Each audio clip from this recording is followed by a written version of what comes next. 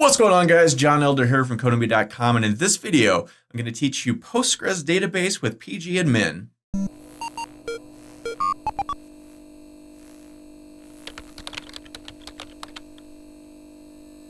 Alright guys, like I said, in this video we're going to learn the Postgres database using PgAdmin, the graphical user interface. But before we get started, if you like this video, want to see more like it, be sure to smash the like button below, subscribe to the channel, and check out Codemy.com where I have dozens of courses with hundreds of videos that teach you to code. Use coupon code YouTube to get $22 off membership. That's all my courses, videos, and books for a one-time fee of just $27, which is insanely cheap.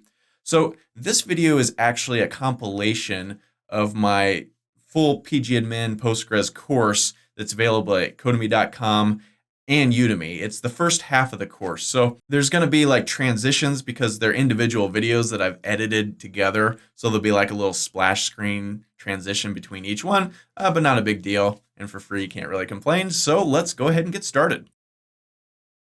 All right, welcome to the course. My name is John Elder from Codemy.com, and I'll be your instructor today. In this video, I want to spend just a minute or two talking about some sort of things we need to talk about before we get into the course and start actually learning this stuff.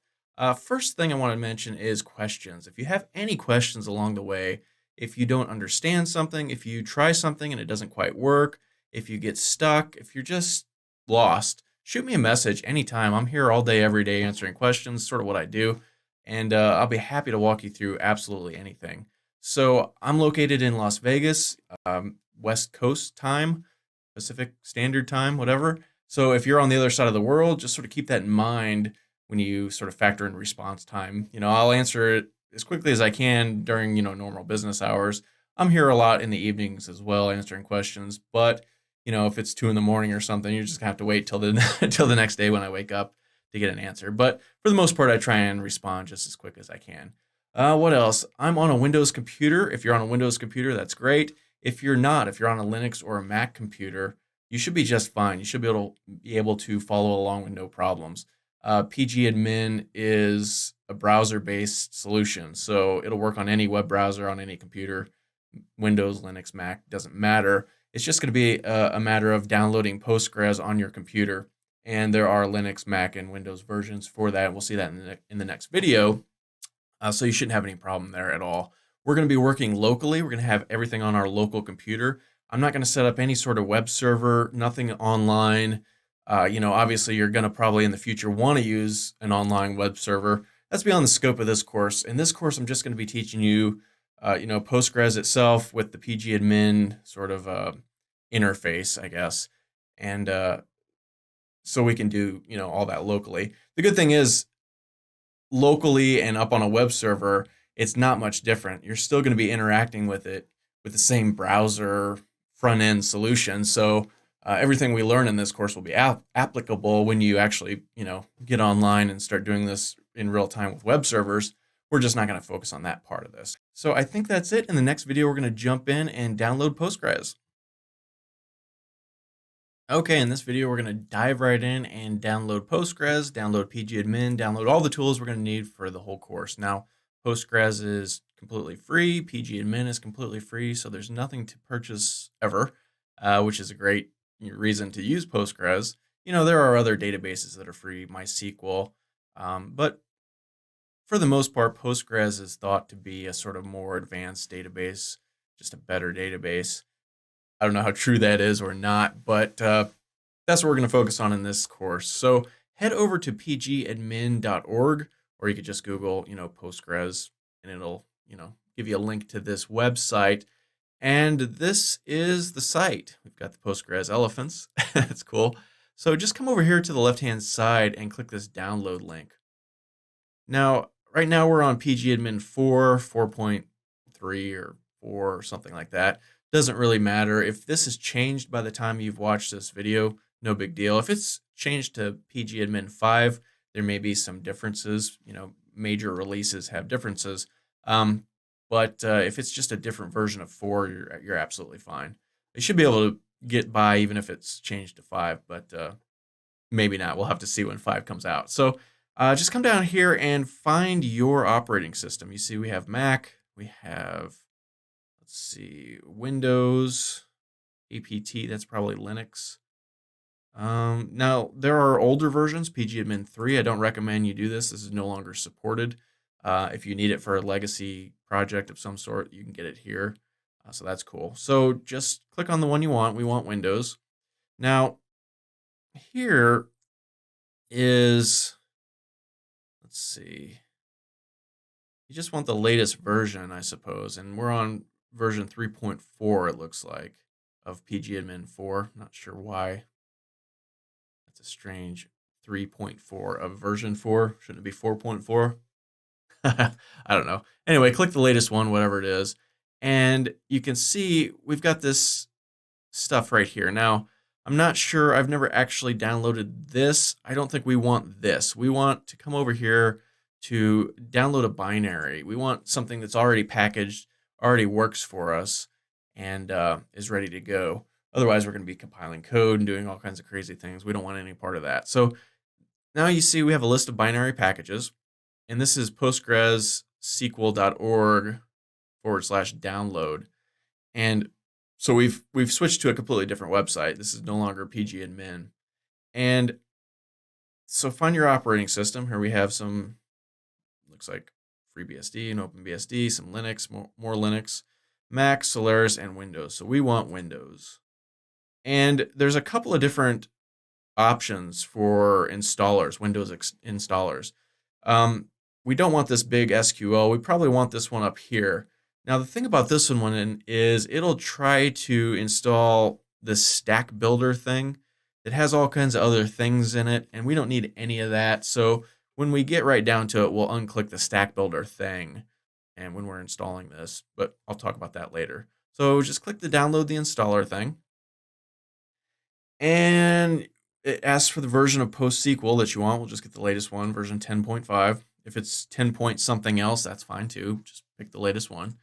And our operating system is Windows x86 64-bit. So you're either on a Windows 32-bit or 64-bit. Chances are you're on a Windows 64-bit. There just aren't 32-bit computers around anymore, I don't think. So once you've selected that, click Download Now.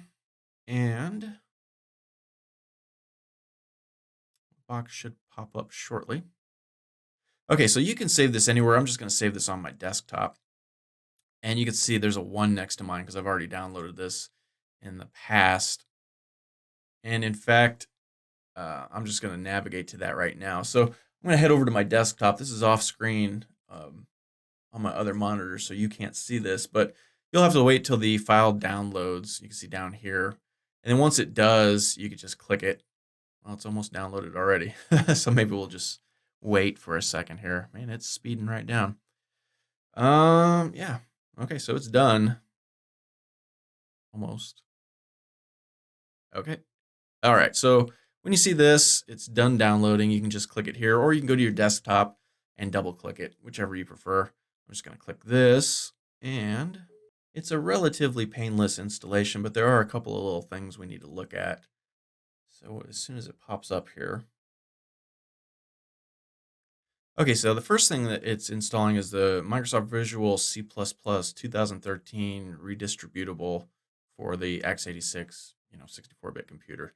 You may already have this on your computer. I probably do, but it looks like it's installing it anyway.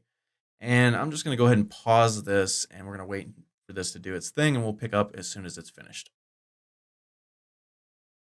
Okay, so that finished doing its thing, and now we get this set up PostgreSQL sort of installation screen. So we can just go ahead and click next. And it asks you where you want to install this. It really doesn't matter, so I'm just going to leave it in Program Files, PostgreSQL \10. But if you want to put it in like C Postgres or something, you can go ahead and do that. No big deal. Next, now here is where I was talking about earlier, this stack builder thing. We don't need this. It says it may be used to download, install additional tools, drivers, applications, blah, blah, blah. We're not going to be doing anything like that in this course, so we can get rid of that. Now, we're not going to be using the command line, but you need this to install the rest of these things. If you read through here, it says it's a required option. So we leave that checked, and we definitely want PgAdmin 4, and we definitely want PostgreSQL or PostgreSQL Server. And so we're good to go. Click Next. And now it's going to ask you where you want to save your data. I recommend just doing the default in the same sort of directory structure, program files, PostgreSQL 10/data. Go ahead and click next. Now it's asking for a password for your main Postgres database. So I'm just going to type in password. Let's try it again. PASSWORD123. PASSWORD123. Now, obviously, you're going to want to pick a stronger password if you're doing this for like real world application. If you're going to deploy this to a web server somewhere, pick a strong password. But we're just sort of messing around and learning this, so I'm just going to pick password 123. But whatever you do pick, write it down because we're going to need it a little bit later to connect to the database. So click next. Now it's going to ask you what port number the SQL Server should run on, and it's 5432. That's the default. Write that down as well. You may need that. In fact, you're definitely going to, well, we'll see. We're going to enter this into the web browser to actually connect to PgAdmin 4, but I think it'll put it up there for us, so we don't have to actually memorize this, but write it down anyway, just in case. But this is the default port. So click next. This is asking for the new database cluster, the locale. We just want the default. It's asking for like the actual country, I guess. So we'll just pick default. Okay, so here's a summary of everything. Now, here's one more thing to sort of note. The database super user name, the username, is Postgres. A lot of times, if you have any sort of experience with other databases like MySQL, your username is likely going to be root. Not so here. The one they've given us is Postgres, just out of the box. That's the way it is. And so just sort of keep note of that too. And I think that's it. We can click next. It's ready to get going. Click next again. And it's actually now installing. Now this actually takes a little bit of time. So I'm going to go ahead and pause this, and we'll pick this up as soon as it finishes doing its thing. Okay, so setup has finished installing PostgreSQL on your computer. Click finish. And we are done. So in the next video, we'll fire this thing up and take a look. Okay, before we get started and start playing around with PgAdmin, I want to take just a couple of minutes to talk about sort of the concept of databases. I find that a lot of people have a hard time sort of conceptualizing what a database is. It's sort of an abstract thing. It exists often up in the cloud. You're not quite sure what it is. What is a database? And I found this is a pretty good way to explain just what a database is. Here I've got Excel. This is just a basic spreadsheet. And most people are familiar with spreadsheets, pretty basic. Basically, this is a database, really. When you get right down to it, a database is just a collection of information. And that information is sort of contained in rows and columns. So this is a row, and this is a column, right? So in database terms, we call rows records, right? And rows go together. So everything in this row goes together. This is a row for John Elder. This is John Elder's email. This is John Elder's age. This is John Elder's address, his city, state, zip code. Everything in this row goes together. Now, everything in this row is different. Every column is different. This one has text. This one has numbers. Those are different types of data or data types. So when you're dealing with databases, it's important to understand the different types of data types. And generally speaking, data types fall into a couple of categories. You have text of certain kinds and you have numbers of certain kinds. There are other data types as well, and we'll probably talk about that later. Dates, things like that. But really, it's just strings of text and numbers. And columns designate those data types. You'll notice everything in this column is a first name, and everything is of the same data type. Columns in database language, I guess, are called fields. So columns are fields, rows are records and fields. And anyway, columns, like I said, they have to have the same data type. And things in each column don't go together, right? Here we have Johnson, Smith, Elder. Those are three different people. They're not the same person, but they're all of the same data type. And they're of the same thing. These are all last names. This column right here, these are all email addresses. They don't belong to the same person. They belong to, in this case, three different people, but they're of the same data type and the same sort of thing, right? Same thing here, age. These are all numbers. They're all ages. Each age belongs to a different person. So if you think about, if you're sort of confused of what a database is, this is all it is. A database is just a big thing of this. It's just a big spreadsheet that has a little bit more functionality than just a basic spreadsheet. But databases are made up of tables. In this case, this whole thing is the table, all of these boxes, right? The Excel itself is the database, right? But think about a spreadsheet. You don't really do anything with the database itself. You're doing all the stuff here in this table. You're adding stuff into each row and column. The database itself, you don't really ever do anything with. It just sort of holds all your tables. And that's true for Postgres, MySQL, any sort of database. A database is just a big container for a bunch of tables. And, like down here with Excel, you see these different sheets. If we click here, we have another sheet. And we can put all kinds of new information in this sheet too. Same thing with this sheet. These are each tables. And a database can have as many tables as you want. In our case here, you see we have 3. We can easily add more if we want.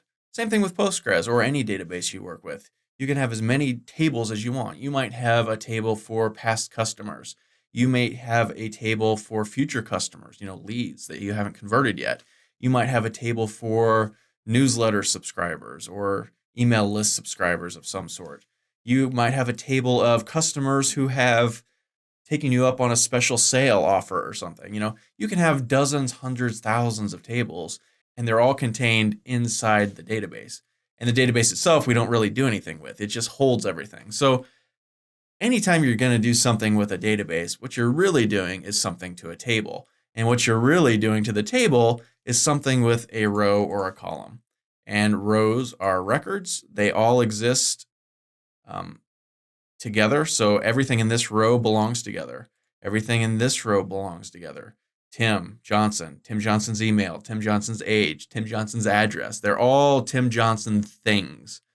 Columns, on the other hand, are of the same data type and of the same thing, right? They're all addresses. They're all ages. And if you just think about it like that, that's all it is. That's all really databases are.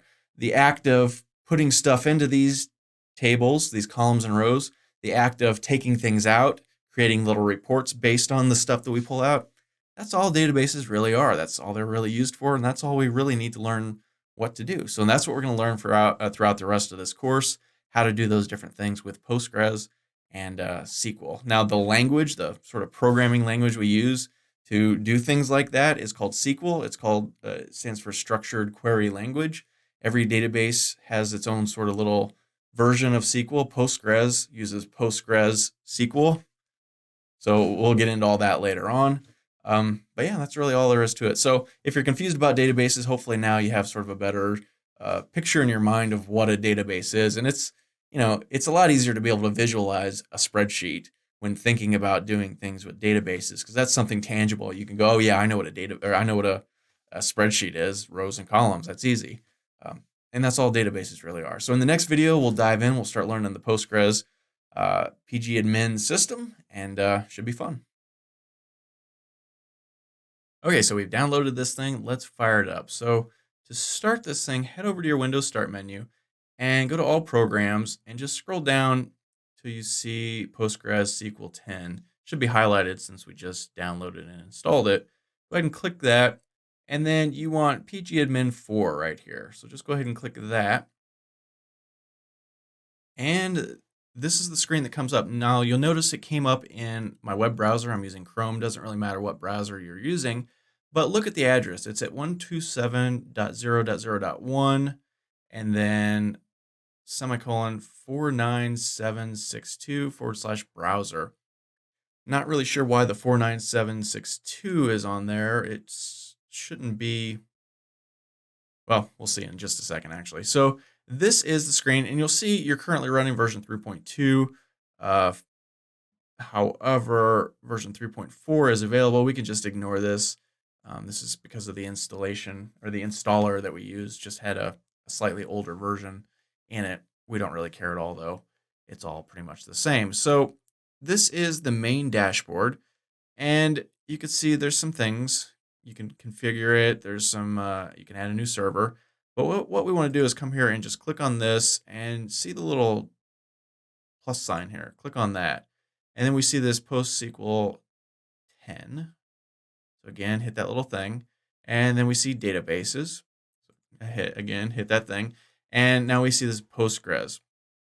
And so this is the actual Postgres database that has sort of come with it.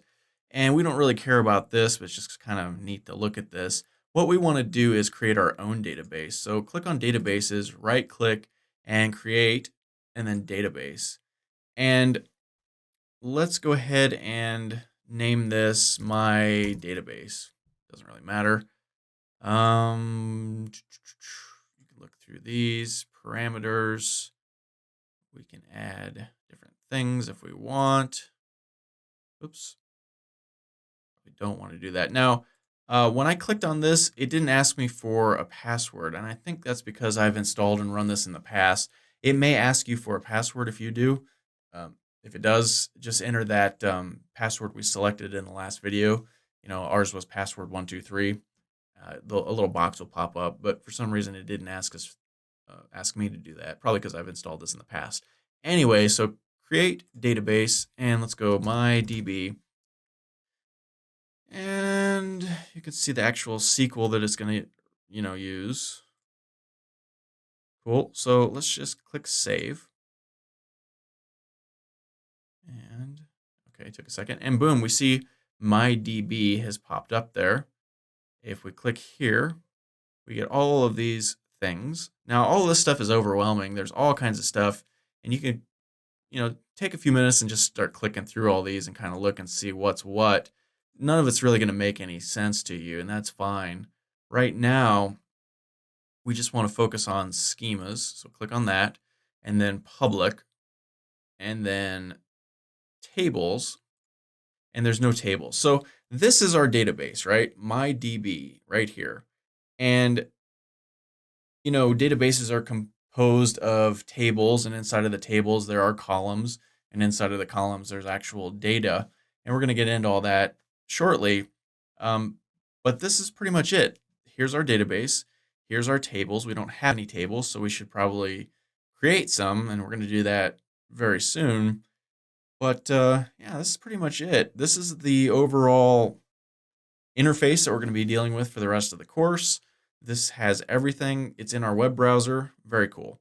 So it's already connected to PostgreSQL, as we can see. Let's see. Let's look through here. There's preferences. You can check out all this stuff if you want. Sort of play around with this. I always just leave everything default. There are objects. We don't care about that. The query tool. We'll look at that a little bit later. There's a online help. And I think there's a help file that comes with that. It comes with this. Let me just look real quick. Yeah, when we went to the Windows Start menu to launch this thing, we clicked on the PostgreSQL 10 folder, and then we saw that PgAdmin 4 that we clicked on to start this. Directly under there, there's a little folder called Documentation. And there's a PgAdmin documentation, there's a PostgreSQL documentation, and there's some installation notes we don't really care about. But if you look at the PgAdmin documentation, this is it. So there's all kinds of stuff you can read through here if you get stuck somewhere. That's cool. What else? Let's look at the actual PostgreSQL documentation as well. All kinds of stuff. If there's something in this course that I don't cover and you're curious about, you can come through here and this documentation and probably find it very quickly. So that's cool as well. So that's pretty much it. This is the user interface. None of it means a whole lot to you right now, but in the next video, we're going to jump right in, start building a table, start adding data, and then start playing around with this, and it should be fun. So we'll get started with that in the next video. Okay, so we're back at PgAdmin 4 here. This is the user interface, and head over here to this MyDB database that we just created, and click the little plus thing, get the drop down, come down to schemas, and then click on this public one, and then come down here to tables and right click, and let's create a new table. And we can call this anything we want. Let's call this customers. We're going to create a customers table, right? And I'm going to do lowercase just because I like lowercase. And you can see right off the bat, we can add different columns. So let's go ahead and add just a few columns to get started here. Click the little plus button and then come down here, and I like to click this thing here. So let's give this a name of ID. We want an ID. Is this a primary key? Yes. Primary keys are, if you're not familiar, they allow every sort of row in our database to have a unique ID. So a lot of times if you want to, for instance, delete a row and you say, okay, delete John, right? There may be 30 Johns, so you don't know which John, but if each row has a unique ID, you don't say delete John, you say delete ID 407, right? So there's only one ID of 407. We know exactly which one to delete. So it's always a good idea whenever you're designing a database to give a column with an ID that's a primary key. So we'll go ahead and do that. Definition, the data type. So we want to make this serial and big serial. Big serial is just basically a number in sequence. 1, 2, 3, 4, 5, right? That's a serial. That's just what we do. Not null. Yes, we want this to be not null. So we want it to be impossible for there not to be a value, right? Null means nothing. So it's not like we can't have a number there. Every row has to have an ID, and that's what not null means. So go ahead and do that. Variables, nothing really we need to do there. Security, nothing we need to do there. So for the data type, big serial, if you're not familiar, every column has a data type, and everything in that column has to be of the same data type. And here we have big serial. Another one would be integer. 1, 2, 3, 4, 5. That's an integer.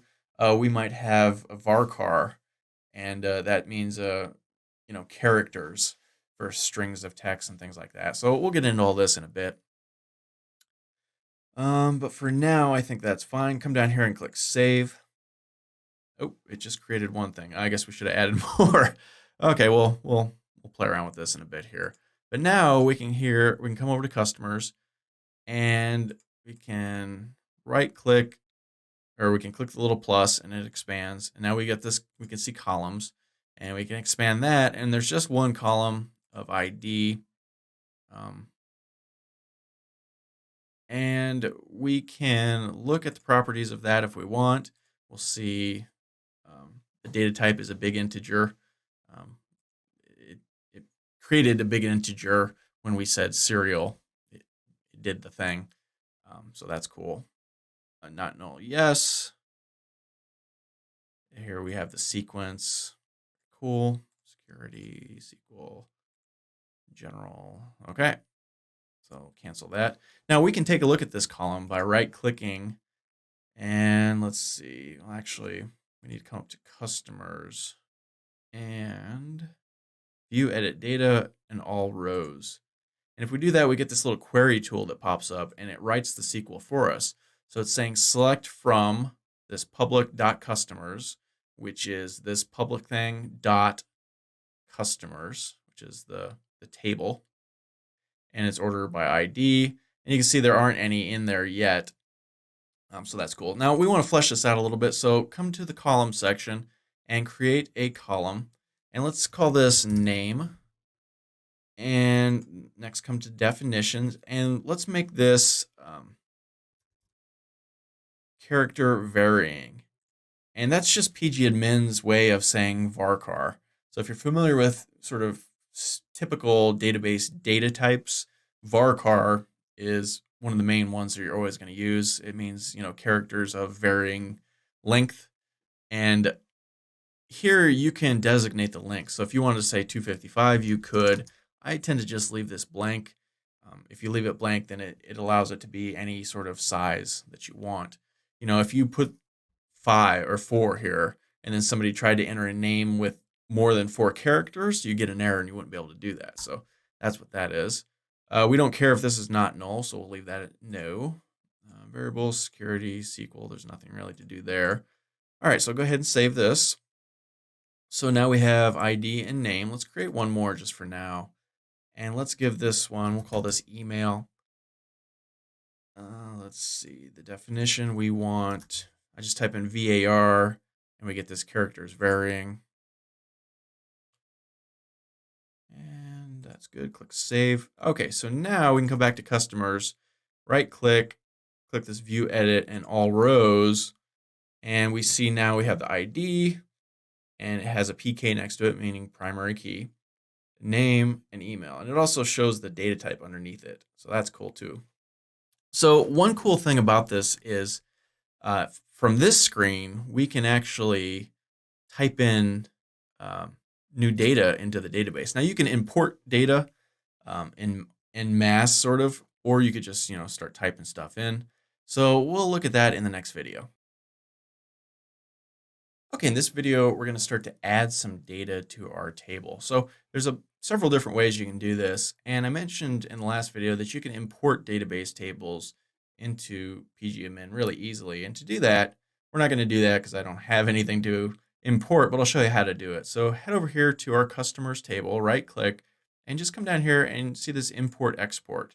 You can also export as well, and we'll look at that later on. But if you want to import a table, you just come here, click import, and then just select wherever the file is located on your computer, and you can pick the different formats, CSV, text, binary, whatever, and click OK, and it'll import it. We're not going to do that, like I said. Instead, we're going to do by hand a couple of different ways. And the first way is just going to be sort of manually typing this in. So you can come to our customers and then our column and right click on customers, right? And then come to this view edit data. We've already done this once, and just click all rows and it'll sort of refresh. And we get this little thing down here that lets us type in data into our table. So this is really cool. So we can come to name. Well, let's go John Elder. Oops, John Elder. And email, we want john@codomi.com. That is my email if you want to contact me at any time. That's cool. And then we can just click save. And now this hasn't actually been committed into the database yet. To do that, we need to come up here to this little save icon right here and just click this. And boom, you see it gave us a 1 automatically. And that's because we've designated this as a primary key and labeled it as not null, and also labeled it as serial. So it adds it automatically for us, which is very cool. We could do it by hand, but we don't have to. So let's do another one real quick. Let's go Tim Smith and this. Let's go tim@smith.com. I don't know. Save, and then come back up here again and commit it. Click save. You see down here it says data saved successfully, so that's cool. Awesome. Cancel this. So that's how to do it sort of manually by typing this stuff in. Now, of course, we can always just write SQL to do this as well. And if you're familiar with SQL, that's sometimes just as easy or easier. So what we want to do is come over here to customers, right click, and then come down here to query tool. And the query tool is cool. It allows us to run any kind of SQL queries that we want. So this is very cool. So let's go insert into, and now we want to insert into our customers table, right? So to do that, remember this is in our public thing right there. So we go public dot and then quotation marks and then the name of the table. So customers, did I spell that right? Customers, yep, right? Quotation marks, and then designate the columns we want to insert into. In our case, it is, let's say we want name. Well, we need to put these in quotes. So name, and then a comma, and then email. We don't need to do ID, right? So we're just going to leave that blank. And okay, so that's cool. Now for the value, we want values. We want Mary Brown and Mary at brown.com, I guess. Now, actually, I'm going to do single quotes here. It's a little finicky sometimes with the double quotes, so I like to use single. And how does that look? Yes, I think that will do. So now we just need to execute this SQL query, right? And to do that, we use this little lightning bolt button up here. It's execute/refresh. So go ahead and do that. And query returned successfully. It inserted it. Everything's fine. Now, if you made a mistake here, if you did something weird or wrong, you'll get a little error right here. So very cool. Now, if you're not familiar with SQL, this is the sort of format always of SQL. We have our command, where we want the command to go, and then some other thing. We'll get into all this later. There's all kinds of cool stuff to learn about this. But the thing to note here is we have two columns, right? That means we have to have two fields down here. So if we went name, email, and then did this, we'd get an error, right? So let's change this to Steve real quick. Steve Brown, and click this thing, and see, we get this error because we have two fields here and only one field there. So and it's telling us exactly that. See, it's pointing to this email and it's saying, hey, insert has more target columns than expressions. These are the expressions. These are the two target columns. So very cool, in that we get the error exactly. We could see exactly how to fix it, and very cool. So let's make sure that Mary Brown was added. So come down over here to customers, right click, and this view edit data thing is our friend. We're going to do this a lot. Click all rows, and we say yes, Mary Brown has been added. Steve Brown has not, because we got that error and it didn't add it. So very cool. Mary Brown has been given a primary key of 3 automatically. Very awesome. And yeah, that's pretty cool. So those are the ways that you can sort of quickly add data to your columns. Remember, you can just import a table en masse. It's going to probably delete whatever you have in there already, but if you're just getting started and you have a database that you want to use, you can import that like that. Very, very easy. So in the next video, I think we're going to start walking through different SQL statements, showing you how to use them specifically with PgAdmin, and go from there. Okay, so we've got this all installed. We've added a database, a table, and some columns, and we've entered some data. Now, from here on out, for the rest of the course, I just want to go through basic SQL things, SQL commands, and just show you how to do them in PgAdmin 4. So if you are already familiar with SQL, this is going to be sort of obvious to you. If you're not, this would be cool. Either way, it's sort of probably worth watching. Just because there are some little things here and there that PgAdmin does a little bit differently than maybe you might expect, or if you have experience with MySQL or SQL Server or some other version of SQL, might be a little bit confusing. So I'll try and point those out as we come to them. But for now, we're just going to jump right in and start learning SQL. So we've already looked at some SQL up until now, sort of put the cart before the horse with some of this stuff, but now we're going to go through and talk about it. So the first thing I want to talk about is a basic SQL select statement. So let's head over to our customers table here and click Query Tool. And like I said earlier, this is where we can just write any kind of SQL that we want and query the database and get results. So let's do select. This is your basic select statement. And you can see I've capitalized. You don't technically have to, but that's the convention. So we want to select everything from, and now we designate our table, public.customers.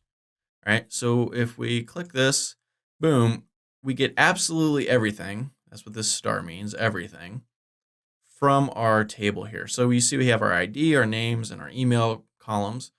And we have 3 rows, and it returns all of that. So that's cool. You can also designate specific columns that you want to return. So we can select name from public customers. Come up here and execute, and boom, we just get the name column. So that's often useful. If we want more than one column, we can just put a comma and then name the other column. And if you've forgotten which columns are in your table, you can always just sort of look here and click on this columns, and boom, ID, name, and email right there. So that's useful. All right, click this guy, and boom, we get name and email. Very cool. If you forget the comma, here's an interesting thing. It will just return name, but it'll give it a new name. Instead of up here it's saying name, it'll list it as email. That's kind of interesting. So let's click this and see.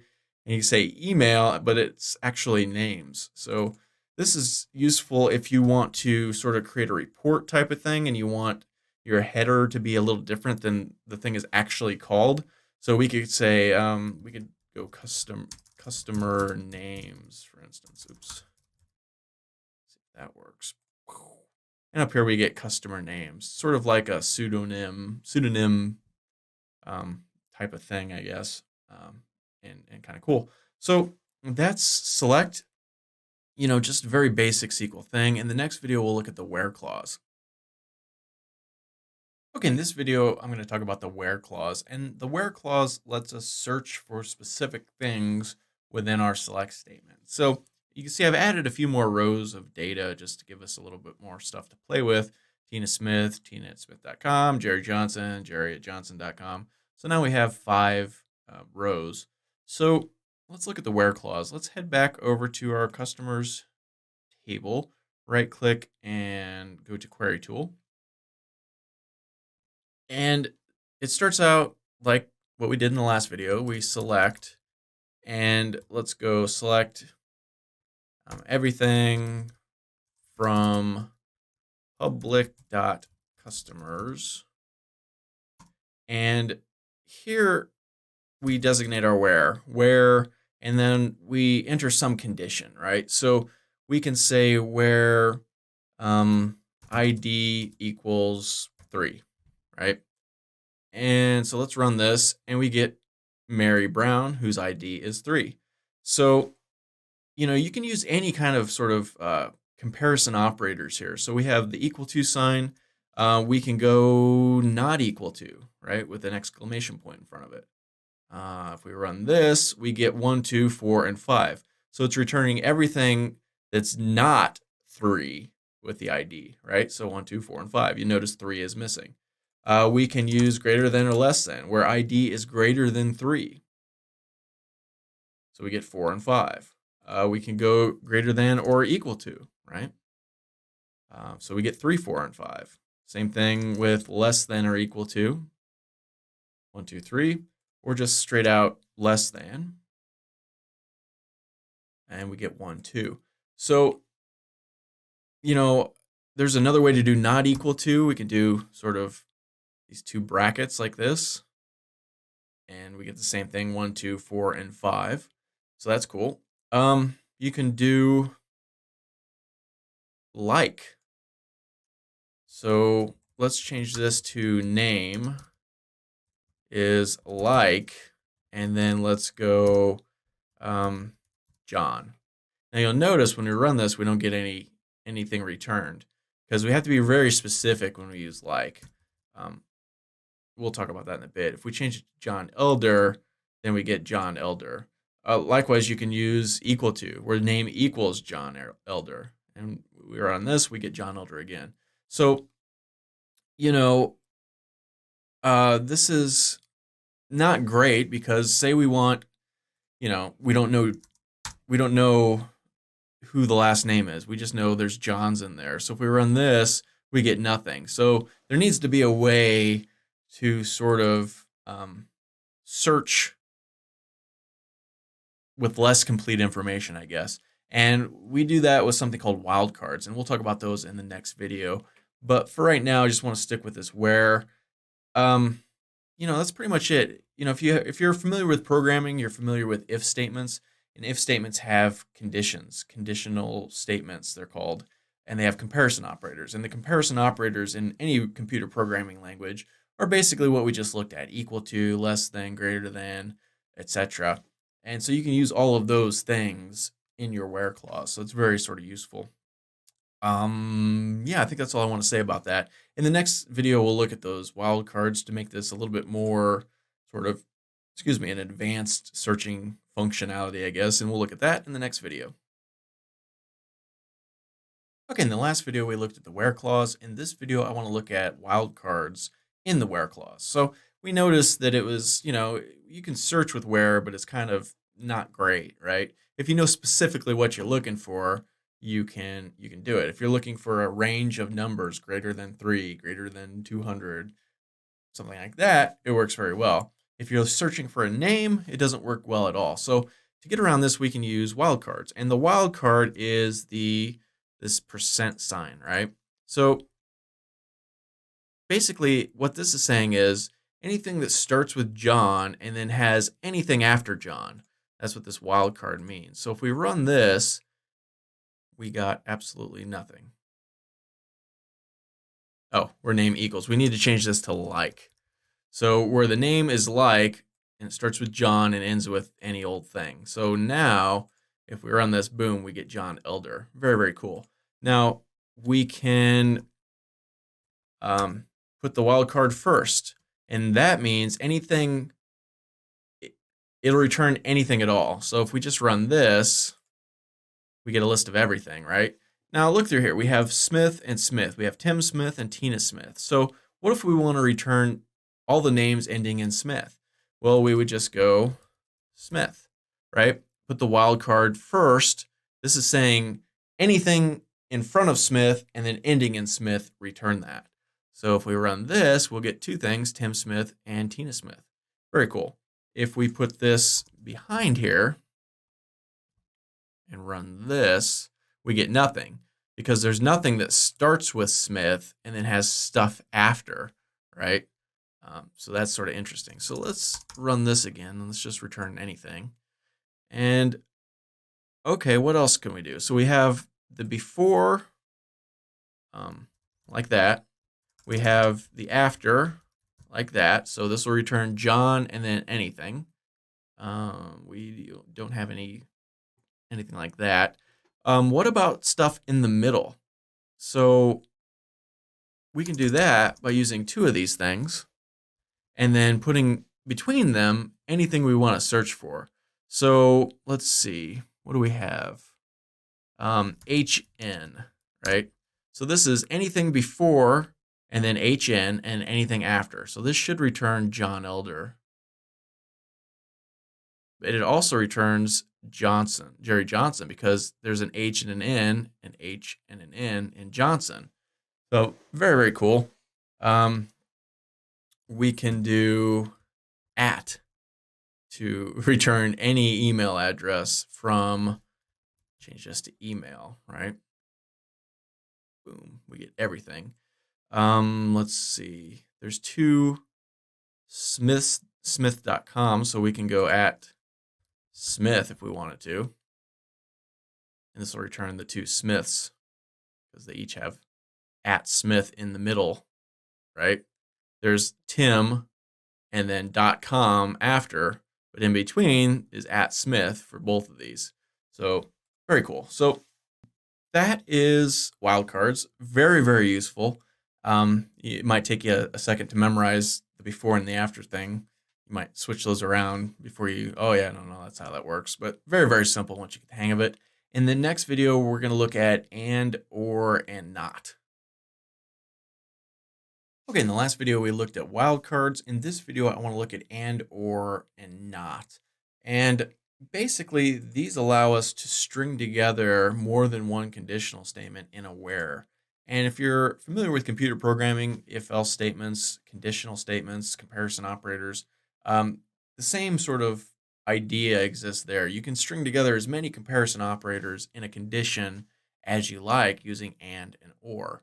And that's really all it is. So let's stick with the two Smiths. We want to return something where the email is like @ Smith, and now we can just add another conditional statement on here. So and ID equals 4. let's say, right? So for this to be true and return something, this has to be true and this has to be true.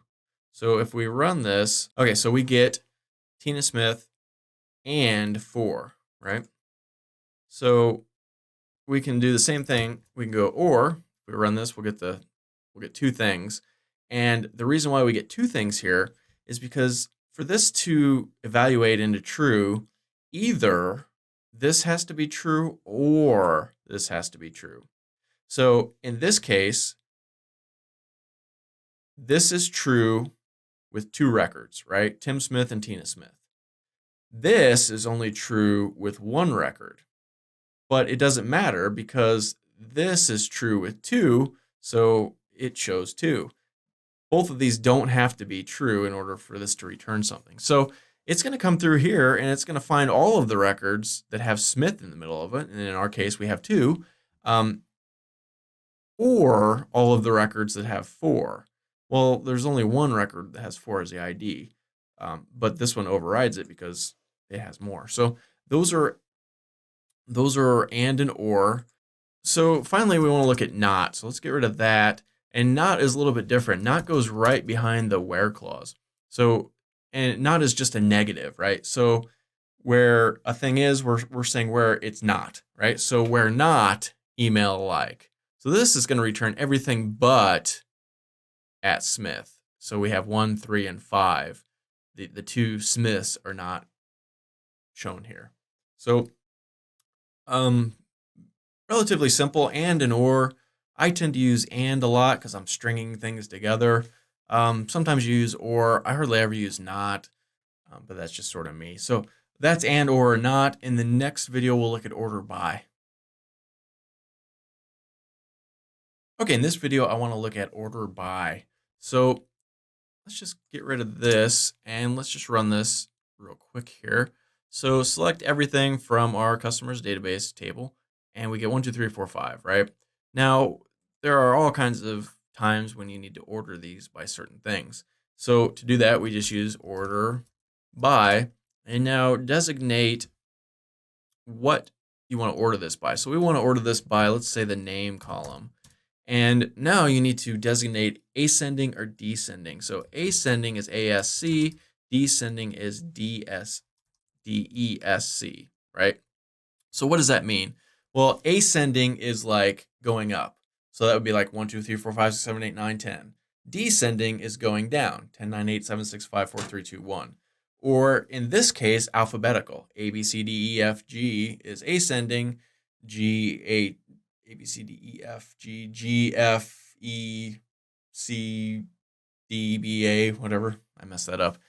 You get the idea. So let's go ASC, ascending, and see what we got. Notice, well, we'll be able to see here. By the ID, things have been changed. So ascending, J, M, T. So J comes before M in the alphabet. M comes before T in the alphabet. Likewise, if you just leave off the ascending, we get the same thing. So ascending is the default. If you want to change it, you can change it to descending. So we should see 4, 2, 3, 1, 5. 4, 2, 3, 1, 5. T is last. T-I-N, T-I-M is, next to last. M is before that. J-O is, before that. And J-E is even before that. So that's cool. Let's do the same thing with ID just to make it easier to look at, right? So descending IDs, so this is numerical. We're going to order by this column and we want it to be descending. So highest to lowest, 5, 4, 3, 2, 1, right? We could go lowest to highest, 1, 2, 3, 4, 5, right? Very, very cool and pretty simple. Yeah, and that's pretty much all there is to it. So in the next video, we're going to look at insert into.